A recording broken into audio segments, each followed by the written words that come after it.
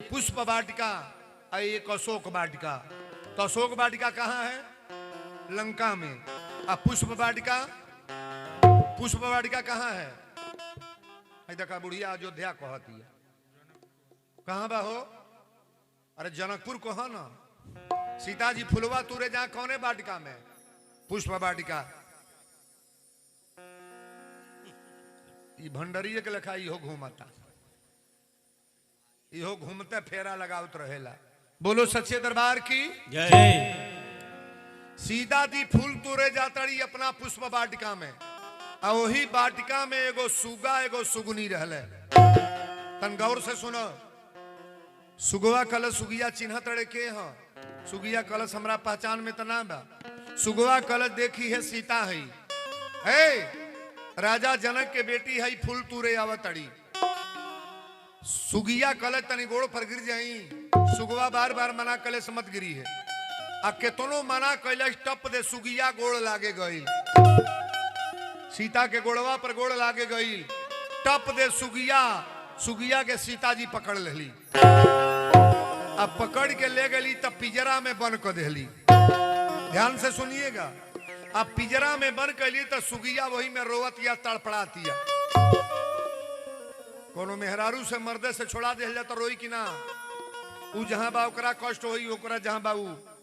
कोनो का मर्द जेली में बंद हो जाता, उ घरे खाना खाई मेहरारू, वही के चिंता में मरी। लेकिन सुगवा पिजरा है बगीचा में छपटिया के मर गए। और सुगिया के जब बंद कैली सीता तो 15 दिन हो गए। सुगिया ना रोटी ना दूध ना पानी कुछ पियते खात ना बा। 15वां दिन सुगिया बोलल बा, सीता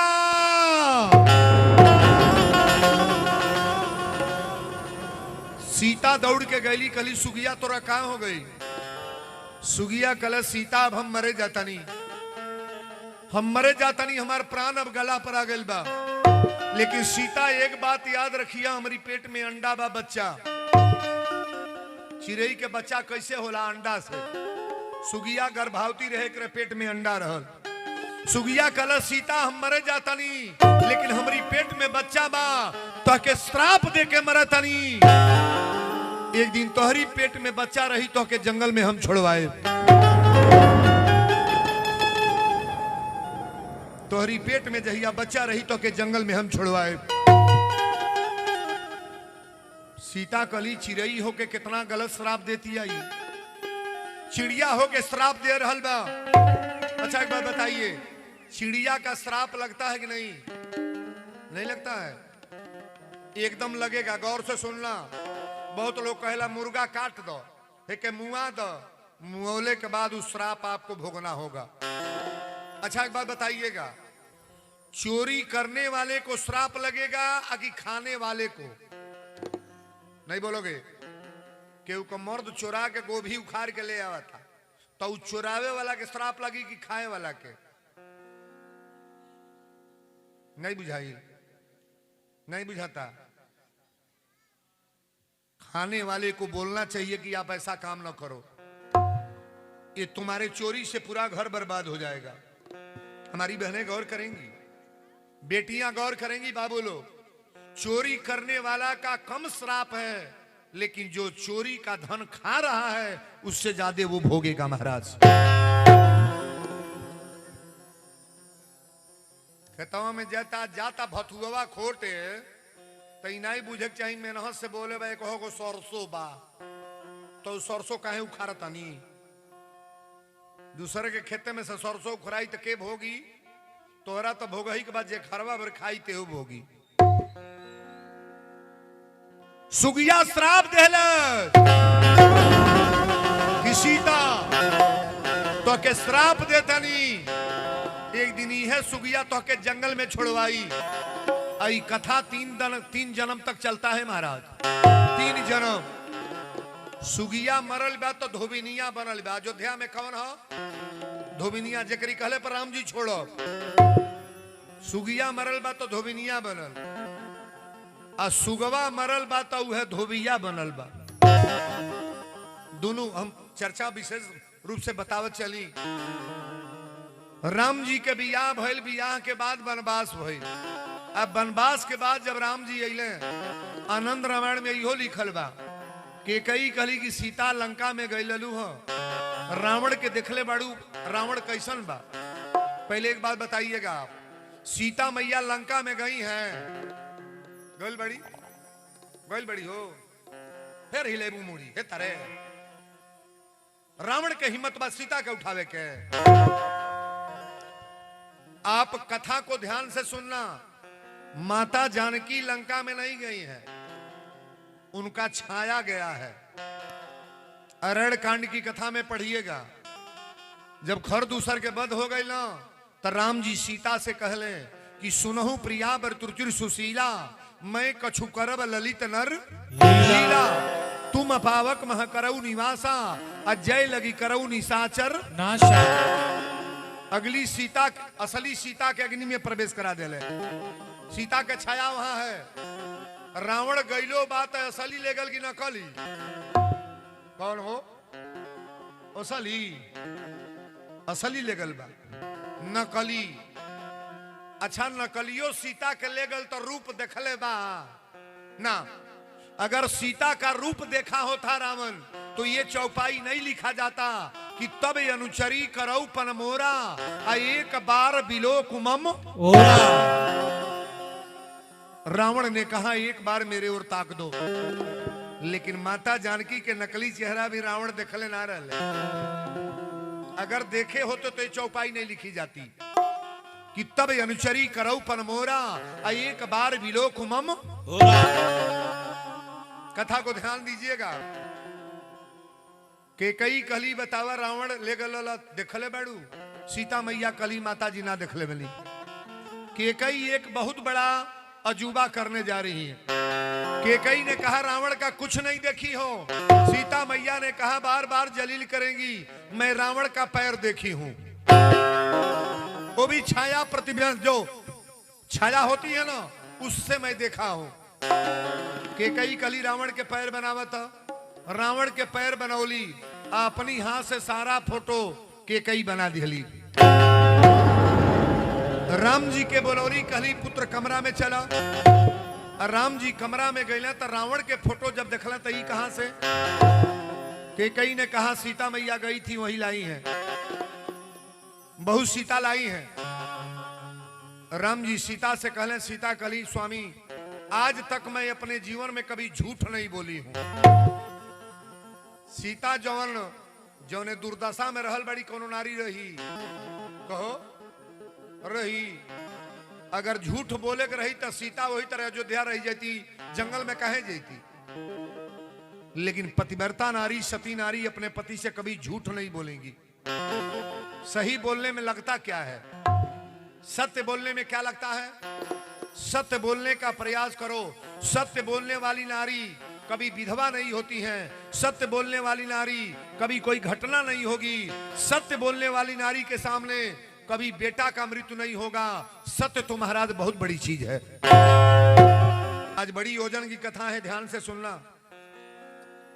केकई के राम जी अपनी जीवन में एक बार बोलल बने उल्टा, कहले महतारी हो के बेटा से झूठ बोलतड़ू तो के श्राप देतनी कि एक दिन तोहरी पेट से पैदा होकर तोरी छाती के दूध ना पिय, तोरी कोरा में ना खेले, हमार महतारी दूसर कहा या बाप दूसर।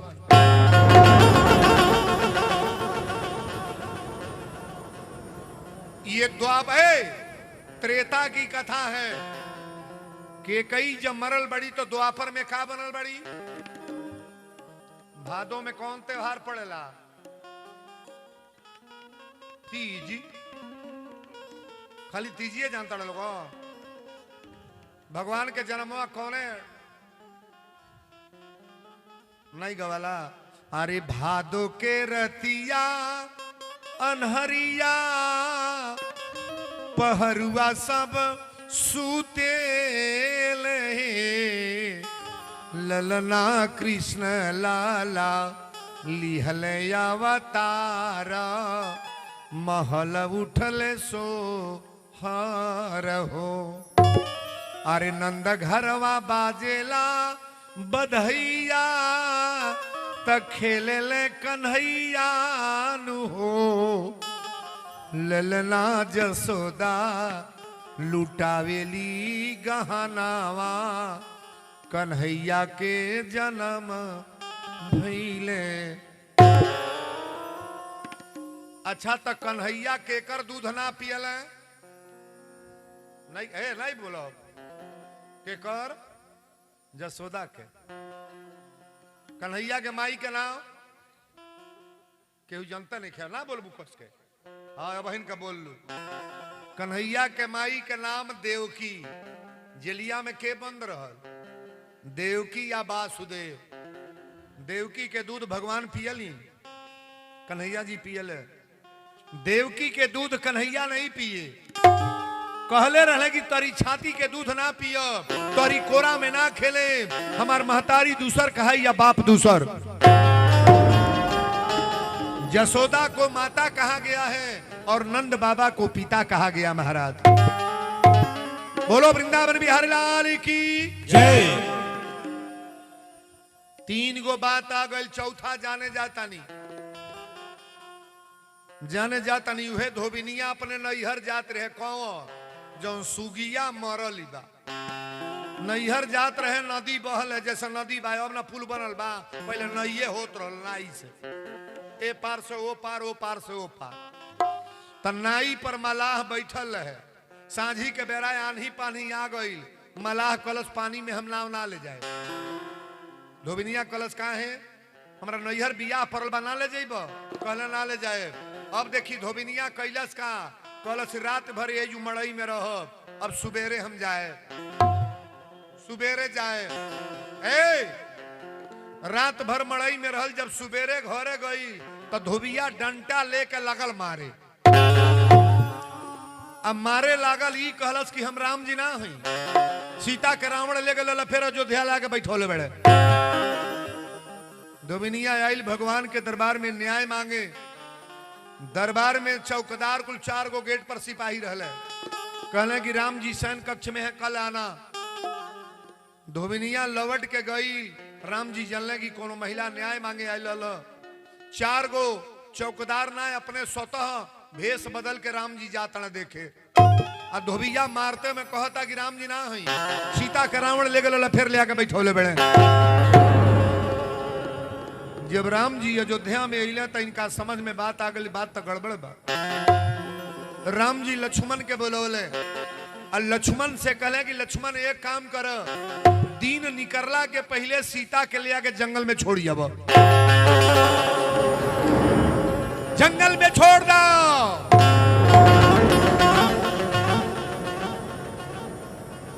लक्ष्मण जी कहले प्रभु ई और कौन भाषा प्रयोग करता नहीं जौनी मुंह से माता कहले बानी। लक्ष्मण जी सीता जी को क्या कहते हैं भौजी कहले कि माई। अरे सुमित्रा डायरेक्ट अपनी मुंह से कहले बड़ी कि तात तुम्हारू मातु बैदेही अपिता राम सब भांति सनेही। पिता राम सब तात तुम्हारू मातु बैदेही अब पिता राम सब भांति। तोहर माता सीता है अब पिता तोहर राम हो। सुमित्रा कैसे कहली अपनी बेटा लक्ष्मण से कि तात तुम्हारू मातु बैदेही अब पिता राम सब भांति सनेही। ए राम जी कहले कि लक्ष्मण ले आके जंगल में छोड़ जाव। लक्ष्मण ऐसा बेटा भरभर भरभर रोवे लगले। बेटा वही के कहल जाला कि माई के अपना आंखी के सामने माई रोवे मौत। माई के आंसू बहता तो बेटा कहाई हो। अब तक बेटा जौने तन से पैदा भइल बा वो तन के गाड़ी देता नहीं दे रहा है। नहीं क्या कर जावा जौनी तन से माई पैदा करे बा वो तन के गाड़ी बेटा देता। अरे महाराज नरक में जाएगा जानवर की जोनी में जाएगा मनुष्य तो कतई नहीं बोले बनेगा। ये वीरेंद्र बाबा व्यास गद्दी से बोल रहे हैं। माई को प्रणाम करो आदर करो सम्मान करो। अपनी माई को कभी मुंह से गाली मत दो जी। तोरा नहीं सेवल कर सेवा कल पार लगता न खियाव न पहिराव, लेकिन अपन जबान काहे खराब करते हो? माँ को गाली क्यों देते हो?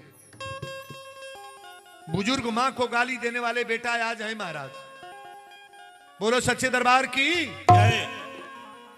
कथा को बड़ा बारीकी से सुनना। लक्ष्मण जी रोवे लगले, कहे लक्ष्मण, राम जी कहे कि लक्ष्मण तू जाइबा कि ना, दू में एक बतावा जाइबा कि ना। लक्ष्मण जी कहे हमारी मुंह से न हो निकलता न नहीं। बैठाओ बच्चों को, बैठाओ इनको।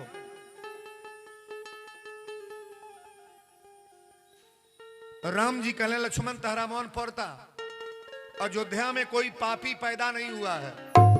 अयोध्या धर्म की नगरी है, सब धर्मात्मा पैदा होते हैं।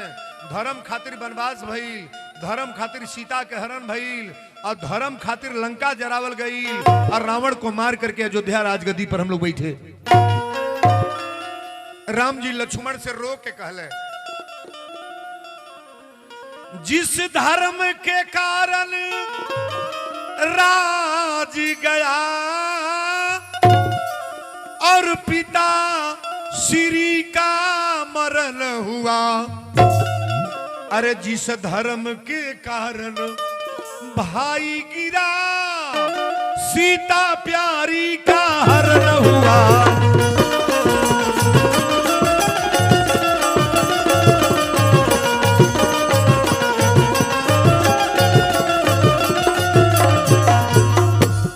जिस धर्म के कारण राज गया और पिता श्री का मरण हुआ, जिस धर्म के कारण भाई गिरा सीता प्यारी का हरण हुआ। अयोध्या में कोई पापी पैदा नहीं हुआ, हम धर्मात्मा हैं। शक्तिवान तो हर लागल है धर्म खातिर। सीता के हरण भइल जब छोड़ा के ले आवल गई धर्म खातिर, पिताजी के मृत्यु भइल बा धर्म खातिर। तापस वेश विशेष उदासी और 14 बरस राम बन, एक चौपाई में 14 बरस खातिर हमनी के चल दे जा जइबा कि ना। लक्ष्मण जी कहले प्रभु आप नाराज मत हो, खींचा तनी। रथ ले आके माता जानकी के गेटे पर दुआरी पर खड़ा कर देले। सीता कली लक्ष्मण कहा? लक्ष्मण अपने जीवन में एक बार झूठ बोल रहे, कहले रउरा के घुमावे टहरावे ले चलतनी। माता जानकी समझ गई कि बुझाता लक्ष्मण कहीं घुमावे ले चलता रहे, लेकिन समझने वाला व्यक्ति तो समझ जाएगा जब आंख में आंसू आएगा। अच्छा बताई कि वो घूमे जाई तो रोवत जाई, लेकिन लक्ष्मण की आंख में आंसू आ गए। सीता जी रो के कहली, अरे सुन मोरिए बाती लक्ष्मण, अरे सुन मोरिए बाती, कवने करनवा रथवा लेके चलला, कवने करनवा रथवा लेके चलला, कवने करनवा रथवा लेके चलला। अरे चलबा कवनी दुआरी, कवनी चलबा दुआर, झर झर अखिया से आंसू गिरे, झर झर अखिया से आंसू गिरे, झर झर अखिया से आंसू गिरे।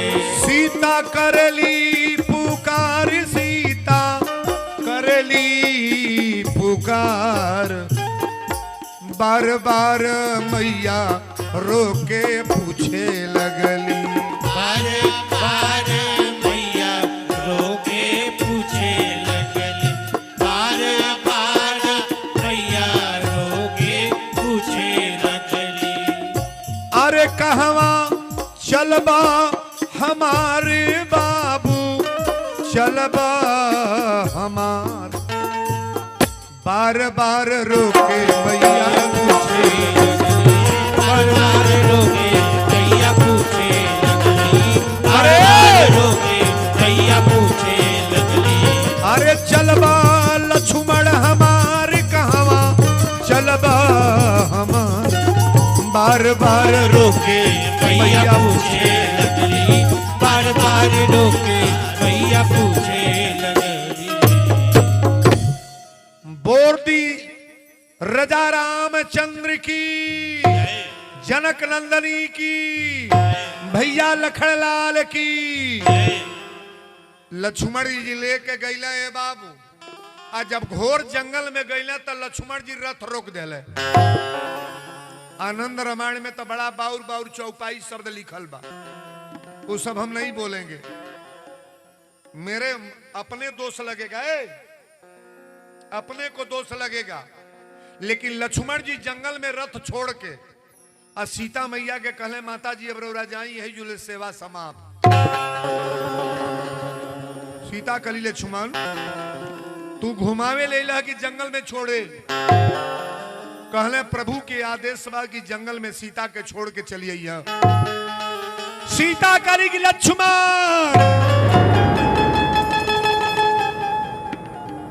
अगर हमारे स्वामी का आदेश है तो रथ पर बैठो, रथ लेकर तुम चले जाओ। लक्ष्मण जी कहले जाए भी नहीं रे साथे चलो। सीता कली हमारी साथे मत चलो, हमरे साथ ना। लक्ष्मण जी कहले कुछ हो जाए साथे चलो। सीता मैया एगो तिनका उठौली। सीता का जन्म कहां से हुआ है? पृथ्वी से। पृथ्वी पर से एगो तिनका उठौली उखाड़ के कहली लक्ष्मण ये धरती पर रखे जाता नहीं। एक बेर तो आके रेखा खिंचाई लहर अपन बरियाई के लिए तो तू बात ना मन लो। आज तिनका उठा तोहार बात हम ना मन ली। तू रेखा खींच के गई लला, रेखा पार करी तो हमारी दशा भइल बा। तोहरी रेखा के पार हम कई लक्ष्मण तो आज ही दशा आयल बा कि जंगल में छोड़े आयल बड़ा। एक हमारी ईर्खाबाज तिनका उठा के धरतनी, अगर तिनका पार करब हमार पतिव्रता धर्म नाश हो जाई, नाश हो जाई लक्ष्मण।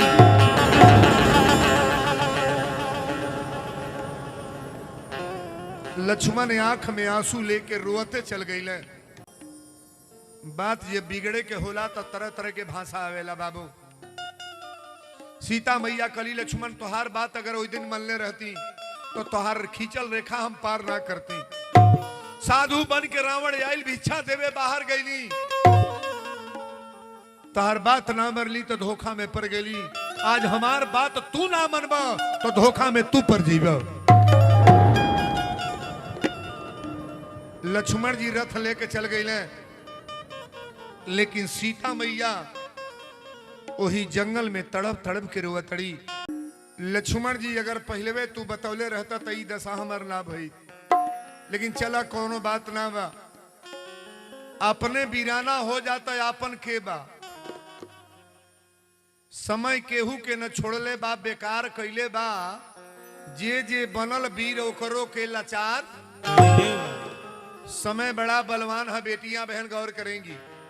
सीता कली अब जंगल में कहां ले घूमब? कहीं अगर नदी मिल जाई तो चलता नहीं, वही पानी में डूब के मर जाए। वही जंगल में बीच दरिया एगो नदी बहल बा। सीता मैया टप दे पानी में कूद गईली। अब पानी में कूद के मरे जातड़ी। लेकिन गौर करिएगा, द्रौपदी एक बेर छोट रही। द्रौपदी तो अपना सखी लोग के साथ नदी में नहाए जा, तो जौने नदी में नहाए जा वही नदी में एगो आन्हर साधु रोज नहा। साधु बाबा के आँख ना रहे, एक गो लिंगोटी रहे, वही पनिया में कचार के खींच ले और वह लिंगोटिया पहिर ले। आ साधु बाबा वह लिंगोटी पहिर के पानी में से लाठी से टोते चल जा। एक दिन द्रौपदी 5 सखी लोग के साथ खड़ा बाड़ी, और साधु बाबा लिंगोटी कचारे लगल, लिंगोटी पानी में दही गए। उघारे बाड़े साधु बाबा नंगा रहले। और जब लिंगोटी दही गई तो साधु बाबा वही पानी में रोवत रहे, भुकार छोड़ छोड़ रोवत रहे। द्रौपदी कहली बाबा पानी में से निकलब का रोवत नहीं। साधु बाबा कहले बेटी एक गो लिंगोटी रहल, रोज उहे फींचत रही पहिरत रही। आन्हर आदमी के सहारा के बा, हमार लिंगोटी पानी में दही गल बा बेटी। द्रौपदी कहली बाबा अपन साड़ी फाड़ के दी। साधु बाबा कहले तू आइल बड़ू घाट पर नहाए लड़की हो, तहार लुगा कपड़ा काहे के ली? द्रौपदी कहली बाबा दूसर कपड़ा तना बा, साड़ी में से फाड़ के फेंका तनी। अब द्रौपदी जब साड़ी फाड़ के फेंकली तो साधु बाबा कपड़ा रोकल लेके वही के लिंगोटी बना के पहिर ले। इतना जल उठा के कहले बेटी द्रौपदी 2 मिनट खातिर तनी हमरे आगे और आ जा। घटवा पर आइल लो।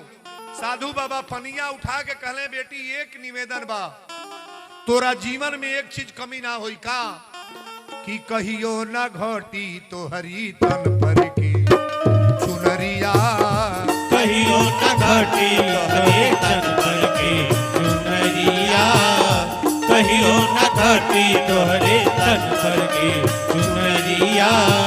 साधु बाबा कहले बेटी तोरा देही पर के कपड़ा कबो घटी नहीं, एगो साधु के आशीर्वाद बा, तोरा लुगा के कमी ना होई। कहियो न घटी तोहरी तन पर के चुनरिया, कहियो न घटी तोहरे तन पर के चुनरिया। अरे यह बाटे अर्जी हमार हो, कहियो न घटी तोहरे तन पर के चुनरिया, घटी तोहरे तन पर के चुनरिया। आन्हर साधु देखी केहू के दान दीहल कबो कटेला ना। एक मन ही चाउर जे करे घर के आयल बा तोहरे डेहरी में चाउर कम ना होई। एगो लुगा जे ले आयल बा कोनो गरीबे साधु के दियाई ना, तारा घर में आशीर्वाद बनी। जवन दान दिया था ई कबो कटेला ना। द्रौपदी का फाड़ के दिहली, अपना साड़ी में से फरली। साधु बाबा कहले कहियो न घटी तोहरे तन पर के चुनरिया, इहे बाटे अर्जी हमार हो।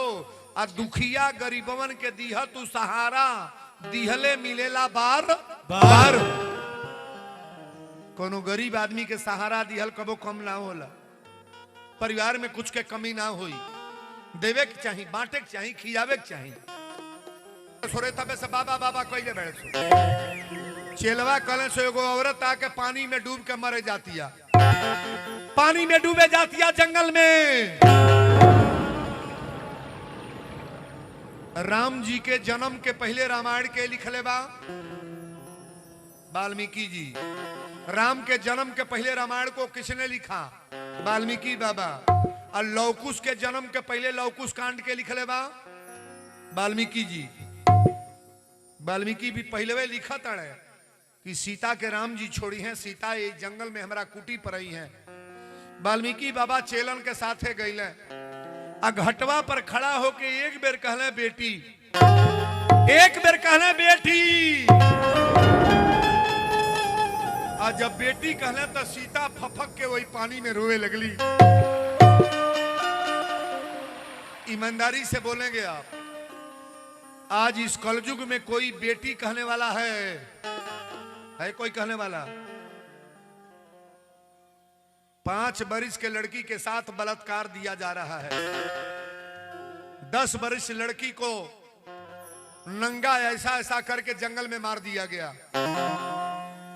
ध्यान से सुनना, पहले जितना बुढ़िया माई है जो बैठल बड़ी, नौजवान बेटी के अपना केहू के साथे लगा दी है। अपने चाचा के साथे चल जो, अपने मामा की है, मौसा के साथे चल जो, फलाने भैया कहता नहीं। केहू के साथे बेटी लगाल जात रहो, लेकिन अपनी नौजवान बेटी के अपनी खास चाचा के साथे केहू लगाई बा विश्वास? सही बोलना है विश्वास? अरे कितना घिनौना काम अपना चाचा कर दे रहा है, उनका भाई गंदा काम कर रहा है। निवेदन करेंगे जितने यहां नौजवान पहले हैं, अगर दूसरे के लड़की के साथ आप घिनौना काम कर रहे हो तो तुम्हारे घर में तुम्हारी बहन है। ये सोच लेना कि मैं दूसरे के बहन के साथ मैं गंदा काम कर रहा हूं तो मेरी भी बहन जवान है। दूसरे के बेटी के साथ मैं गंदा काम कर रहा हूं तो मेरी भी बेटी है। दूसरे के साथ गलत कर रहा हूं, मेरी भी बहू है। अगर ये सोचकर काम करोगे तो तुम्हारे घर में कभी घटना नहीं होगा।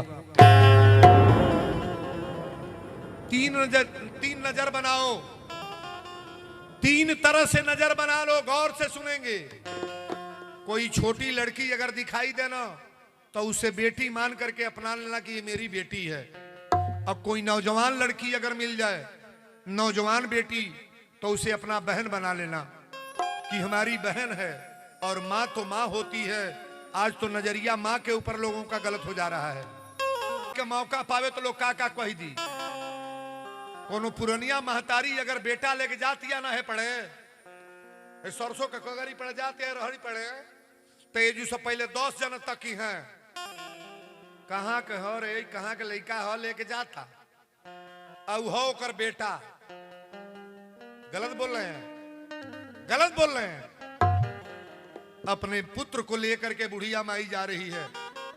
अपने नजर को गलत न करो, अपने विचार को गंदा न करो, अपनी अच्छाई को कहीं बुराई में न बदलो भाई। हम निवेदन करेंगे, छोट लड़की मिले तो बेटी मान लेना, नौजवान लड़की मिले तो बहन मान लेना। और माँ तो माँ होती है, सब लोग माँ के पेट से पैदा हुए हैं। अगर नजरिया इतना गलत करोगे तो तुम्हारे भी घर पर गलते ही होगा।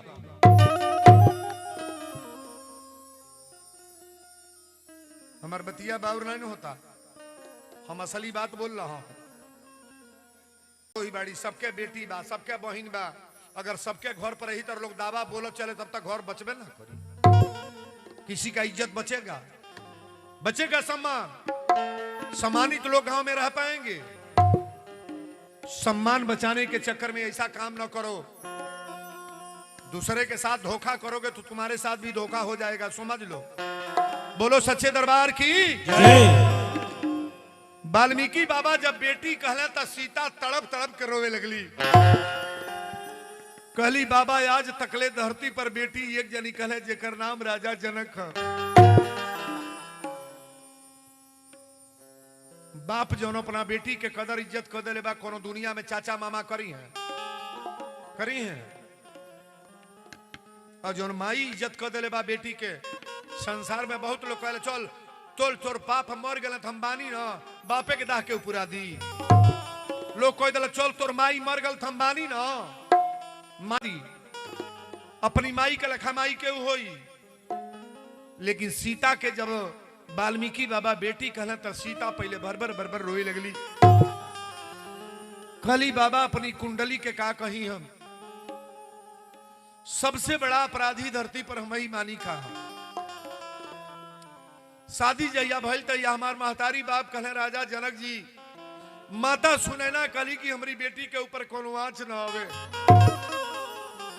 जहिया से शादी भइल तहिया से दुखवे भोगतानी। सीता कभी सुख में रही हैं? रही हैं? कभी नहीं रही हैं। और जो बेटियां बहनें यहां बैठी हैं थोड़ा गौर करना। आपका तो मन नैहर में नहीं लगता तो ससुरा चली जाती हो, महीनौरा चली जाती हो, लेकिन सीता मैया को तो ये भी जगह नहीं है। लेकिन माँ की कथा सुनने का प्रयास करना। वाल्मीकि बाबा पनिया में कूद के बहिया पकड़ ले, बाह पकड़ ले। पहले सीता तो के बेटी मनले बानी तो जबले जीजब तबले बेटी कहब। आप बापे के साथे बेटी कोनो तरह रह जाई। पिता के साथ अगर बिस्तर कहीं नहीं बाना तो बेटी वहां सो जाएगी। दुनिया में किसी के पास नहीं, पिता के अलावा किसी के पास, भाई के पास भी बहन सो नहीं सकती है। वाल्मीकि बाबा कहले कि बेटी चला हमारा कुटी पर। सीता कली महाराज एक बात बताई, हम औरत हई, सबसे बड़ा कष्ट तई बा हमारी पेटे में बच्चा बा।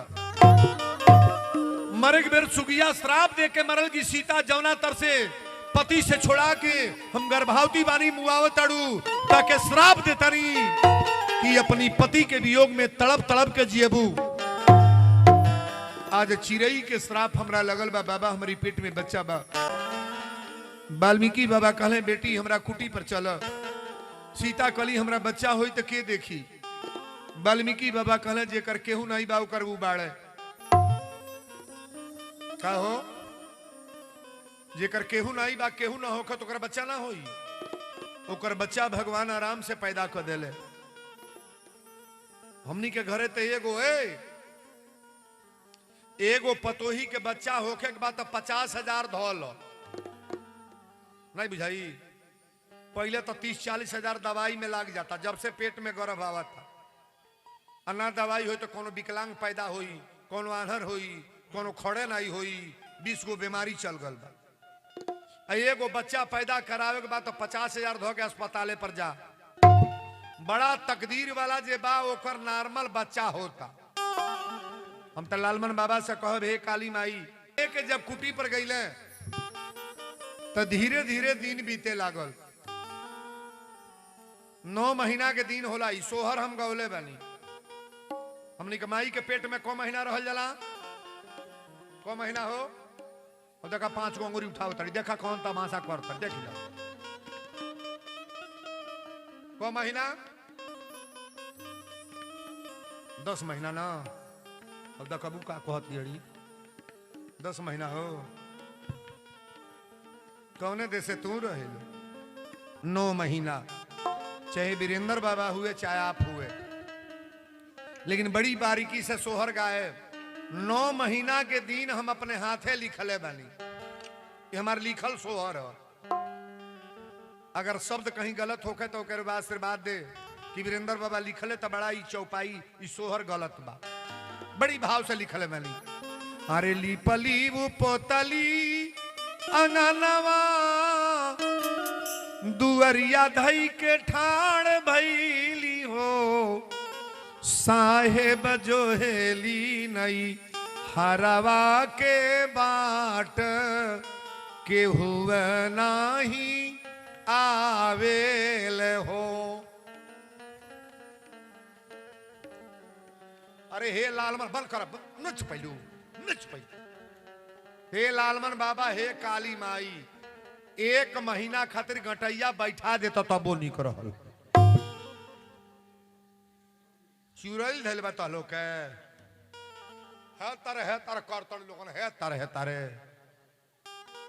हे काली मैया लालमन बाबा जे जे कड़ेरे गावाता ओकरे घरे बेटा होखा, नाती होखा, बधाई बाजो, सोहरे मंगल होखो। आ जे जे बहटियावा त कह दी कहीं है तर करतन है तारे। आज गर्दा गर्दा मचा दे सबके नचहू के बा। लवकुश का जन्म होखे दो कड़रे गाँव हे बजो हेली नई हरावा के बाट के हुआ नाही आवेले हो।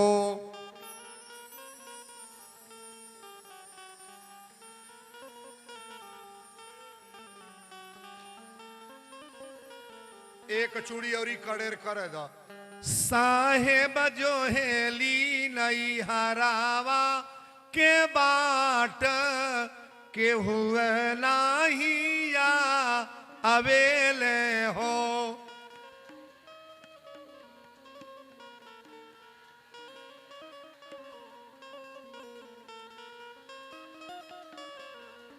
करे महीना जहिया बीतले ता दूसरा नियर भैले, तीसरा नियर भैले। सासू दौड़ी दौड़ी खपड़ा पर मन जाले, केतना चबाई भी हो। बोलो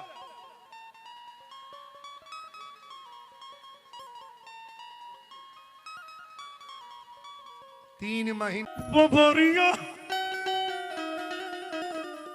अरे लाते मुक्का मारी देती हो, सासू ठेला कमरिया में पीरा, कवन घर वाली पाभी हो।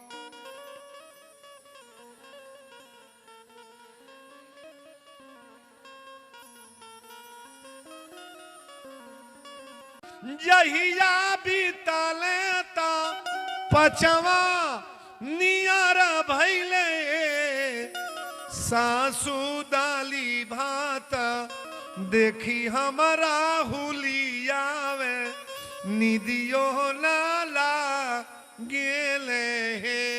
सासू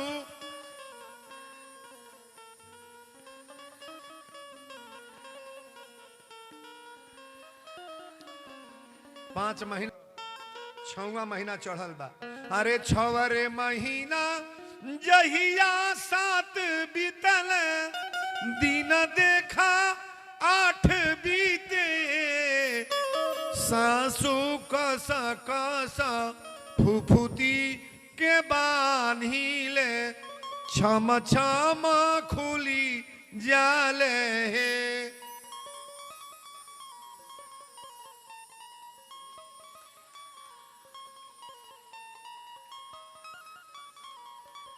अब यह 9वां महीना चढ़ल बा।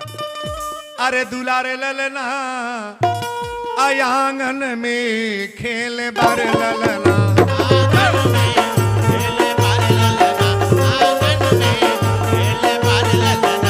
बधाई हो।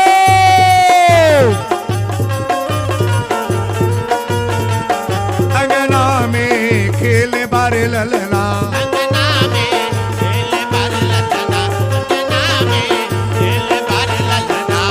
बारे ललना हो दुलारे ललना बारे ललना है दुलारे ललना बारे ललना है दुलारे ललना। उठा ताली ऊपर।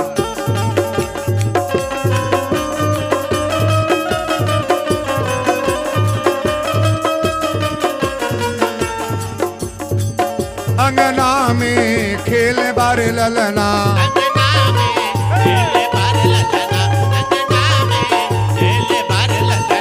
अरे धगरिनी बोलावा नार कटन के बोलावा नारा कटन के बोलावा नारा कटन के।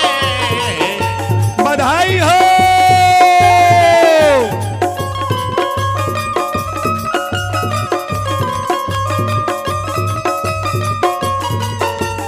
धगरिनी बोलावा नार कटन की बोलावा नारा कटन के बोलावा नारा कटन के। धगरिनी के देव सोने हसुआ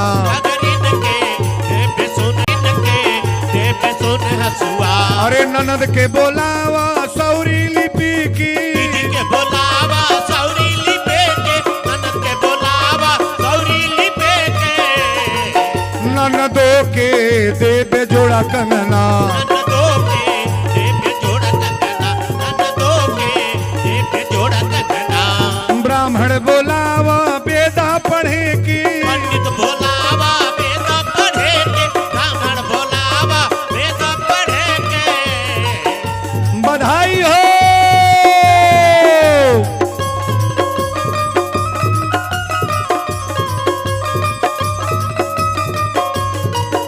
अरे पंडित बोलावा वेदा पढ़े की ब्राह्मण बोलावा वेद पढ़े के बोलावा वेद पढ़े के। बाबा के देव पीली धोतिया बाबा के देव पीली धोतिया बाबा के देव पीली धोतिया। वीरेंद्र के बोलावा सोहर गावे के तिवारी के बोलावा सोहर गावे के तिवारी के बोलावा सोहर गावे के। मरा करदा करदा मचा दो वाह।